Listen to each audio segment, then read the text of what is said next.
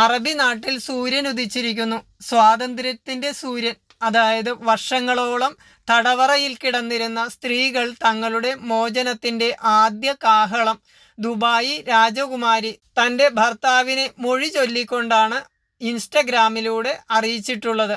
അതായത് താൻ തൻ്റെ ഭർത്താവിനെ ഡൈവോഴ്സ്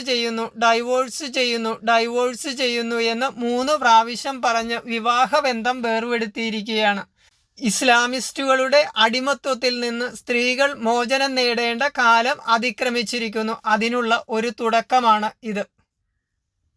ഏതു സ്ത്രീകളെയും തങ്ങൾക്ക് ഉപഭോഗ വസ്തുക്കളായി ഉപയോഗിക്കാമെന്ന ഇസ്ലാമിസ്റ്റുകളുടെ അന്ധവിശ്വാസത്തെ പൊളിച്ചെഴുതിക്കൊണ്ടാണ് ദുബായി രാജകുമാരി ഈ പ്രഖ്യാപനം നടത്തിയിട്ടുള്ളത്. ഇത് മറ്റുള്ള സ്ത്രീകൾക്ക് ഒരു പ്രചോദനമായി തീരണം. അത് തീർന്നില്ലെങ്കിൽ നിങ്ങളുടെ ജീവിതം എന്നും ഈ പർദ്ദയ്ക്കുള്ളിലും തടവറകളിലും ജീവിക്കേണ്ട ഗതികേട് നിങ്ങൾക്ക് വരും. അതിനുള്ള വഴിയാണ് ദുബായി രാജകുമാരി നിങ്ങൾക്ക് കാണിച്ചു തന്നിട്ടുള്ളത്. ഇസ്ലാം മതത്തിൽ പുരുഷനെ മൊഴി ചൊല്ലുന്ന ആദ്യ സ്ത്രീ എന്ന ബഹുമതി കൂടി അവർ നേടിയിരിക്കുകയാണ്. ഇസ്ലാം മതത്തിൽ പുരുഷന്മാർക്ക് ഉണ്ടായിരുന്ന ട്രിപ്പിൾ തലാഖിന്റെ അധികാരം സ്ത്രീകൾക്ക് കൂടി അവകാശപ്പെട്ടതാണെന്ന അവകാശ പ്രഖ്യാപനം കൂടിയാണിത്. Mohammed bin Rashid Al Maktoum took to Instagram to divorce her husband Sheikh Mana. In a social media post, she mentioned that since her husband is busy with other companions, she is divorcing him. Since being shared, the post has over 92,000 likes and many comments supporting her move. Sheikha Mara is the daughter of the ruler of Dubai, Sheikh Mohammed bin Rashid Al Maktoum. She is an advocate for women's empowerment and local designers in the UAE. She is one of the 26 children of the Dubai ruler and is of Emirati and Greek roots.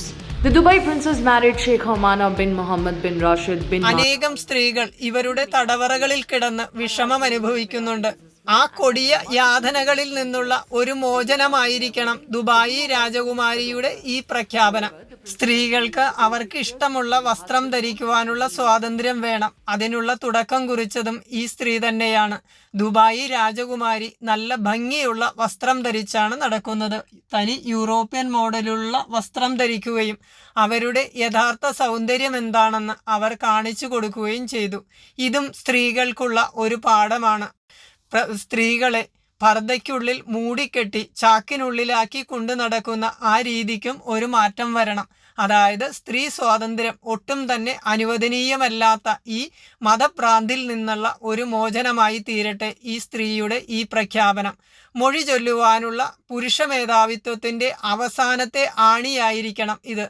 Dubai രാജകുമാരിയുടെ ഈ പ്രഖ്യാപനം സ്ത്രീകളുടെ മോചനമാണ്, ഒരു സമൂഹത്തിൻ്റെ മോചനമെന്ന യാഥാർത്ഥ്യവും മനസ്സിലാക്കുവാനുള്ള അവസരമായി തീരട്ടെ ഇത്.